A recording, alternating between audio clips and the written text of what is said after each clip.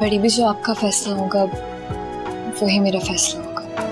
बेटा, मैं तुम्हारे सगे माँ बाप की जगह तो नहीं ले सकती और ना ही अपना फैसला तुम पर मुसर्रत कर सकती हूँ, लेकिन बड़े होने के नाते ये जरूर चाहूंगी कि जो फैसला तुम्हारा होगा वो मुझे कबूल है।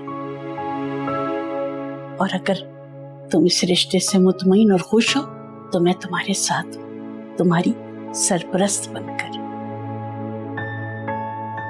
इस फैसले से खुश हो?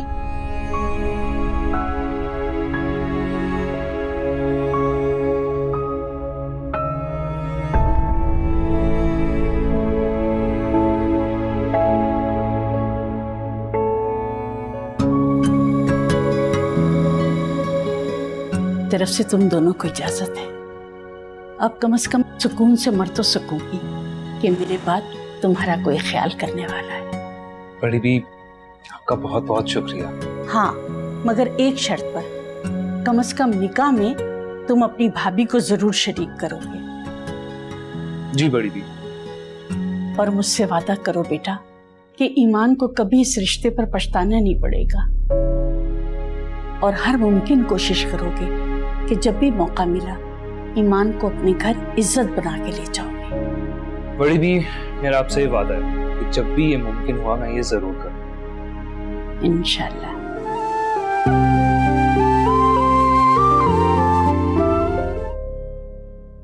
क्या बात है बेटा, उदास लग रही हो? पता नहीं बड़ी भी,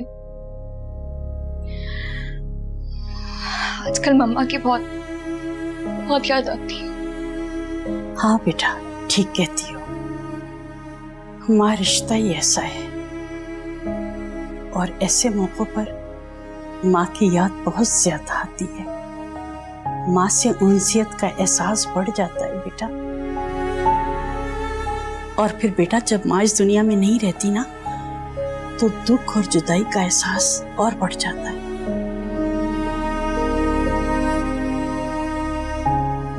मगर बेटा, तुम्हें उदास होने की बिल्कुल जरूरत नहीं है। मैं हूं ना, मैं तुम्हारी माँ जैसी हूं। और बेटा, मैं अपनी शफकत के साए में तुम्हें रुखसत करूंगी। बड़ी भी, लेकिन आपको नहीं लगता कि सब कुछ बहुत जल्दी हो रहा है? नहीं बेटा, मुझे लगता है शायद यही सही वक्त है।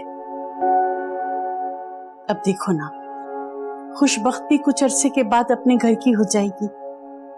आखिर साथ में रब ने मुझे तुम्हारी जिम्मेदारी निभाने का मौका भी दे दिया। और जहां तक बेटा मैं हारिब को समझ पाई हूं, वो एक जिम्मेदार शख्स है, इसलिए मैं बेफिक्र हूं। हाँ बेटा, याद आया, तुम्हारे लिए एक तोहफा है। मेरी वालिदा ने जो मेरी शादी के लिए जेवर बनाया था, वो मैं तुम दोनों बहनों में मुनसिफाना तौर पर तकसीम करना चाहूंगी। बड़ी भी, मुझे इन सब में से कुछ नहीं चाहिए, मुझे सिर्फ और सिर्फ आपकी दुआएं चाहिए। अरे बेटा, जब तक मेरी सांसें हैं मेरी दुआएं तुम्हारे साथ रहेंगी। अच्छा छोड़ो, ये मुझे पहन कर दिखाओ, कैसा लगेगा।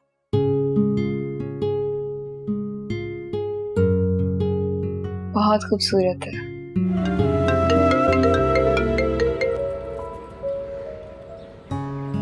हेलो। क्या बात है, बड़ी मुस्कुराहट है आज आपके चेहरे पर।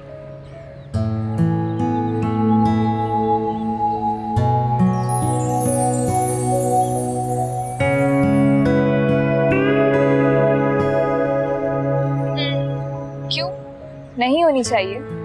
बिल्कुल होनी चाहिए और हमेशा ऐसी ही होनी चाहिए। आज पहली दफा आपने मेरा रास्ता नहीं रोका। क्यों, बुरा लगा? नहीं तो अच्छा लगा? नहीं, अब ऐसा भी नहीं है, बस थोड़ा सा अजीब लगा। अनएक्सपेक्टेड था ना? ये भी कह सकते हैं। अच्छा सुनो, हम 2-3 दिन तक यूनिवर्सिटी में नहीं मिलेंगे, सिर्फ फोन पे ही बात करेंगे, वो भी जरूर। अच्छा ठीक है। और मैंने तुम्हें बताना था कि मैंने घर रेंट पे ले लिया है, और चाहूँ तो तुम्हें अभी भी दिखा सकता हूँ। लेकिन मैं चाहता हूँ कि तुम दुल्हन बन के उस घर में कदम रखो। हारिब, मैं अकेले रहूंगी। मैंने बहुत सोच समझ के ये घर देखा है। उसकी जो मालिक मकान है वो एक खातून है जो कि अकेली रहती हैं।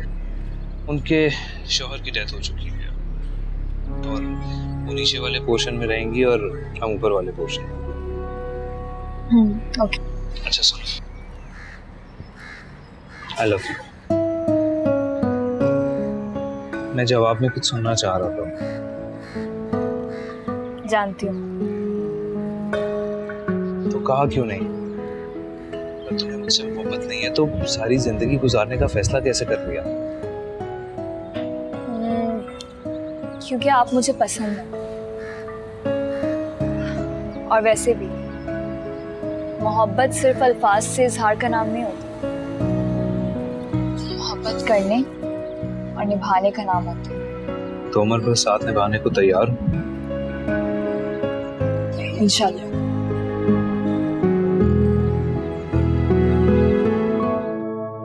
ईमान, क्या सोच रही हो? कुछ नहीं, बस सोच रही हूँ कि जिंदगी में सब कुछ वैसा नहीं होता ना जैसा इंसान ने सोचा होता है। ये तो है। पता है तुम्हें, मेरी हमेशा से ख्वाहिश थी कि मेरी शादी बहुत धूमधाम से हो, you know, like grand wedding. मेरी सारी फ्रेंड्स मेरी शादी में डांस करें, बड़े बड़े सेलिब्रिटीज उसमें आए, मीडिया उसको कवर करे, और अब इन सब चीजों से कोई फर्क ही नहीं पड़ता। कुछ ही अरसे में तुम्हें काफी तब्दीली आ गई है। अल्लाह ताला इंसान को उसके मुताबिक ही नवाजता है। तुम्हें जिस सादगी की तमन्ना थी वो तुम्हारे सामने है, और है भी पसंद की शादी। कसम से आइडियल सिचुएशन है। शायद ठीक कह रही हो तुम। और सच कहूँ, जहाँ तक बात रही हारिब के वालिदैन की रजामंदी की, तो इसमें भी तुम्हारी कोई बेहतरी होगी। वो कैसे? अरे भाई, सास के ताने नहीं सुनने पड़ेंगे ना। तुम्हारा शौहर तुम्हें दुनिया से अलग थलग रखेगा। मगर खुशबख्त, मुझे तो हमेशा से प्यार करने वाले वालिदैन की तलब रही है। बहुत खुशी होती मुझे अगर हारिब के वालिदैन मुझे एक्सेप्ट कर लेते हैं। ये तो तुम्हारी नियत है, और अल्लाह ताला दिलों का हाल जानता है। एक ना एक दिन तुम्हें तुम्हारी नियतों का फल जरूर मिलेगा। उस रब के लिए क्या मुश्किल है। हो सकता है एक दिन वो लोग तुम्हें कबूल कर लें।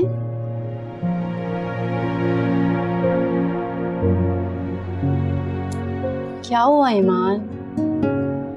कुछ नहीं, बस ऐसे। अरे भाई, हम हैं ना तुम्हारे साथ। तुम कौन सा अभी रुखसत हो गई हो? अल्लाह ताला का बहुत बहुत शुक्र है कि उसने मुझे तुमसे और बड़ी बी से मिलवाया। अच्छा चलो, चाय पियो और खुश रहा करो। तुम्हारे चेहरे पे मुस्कुराहट अच्छी लगती है, और मुझे तो लगता है हारिब भाई को भी तुम ऐसी ही पसंद हो। बस हाँ? कर दो।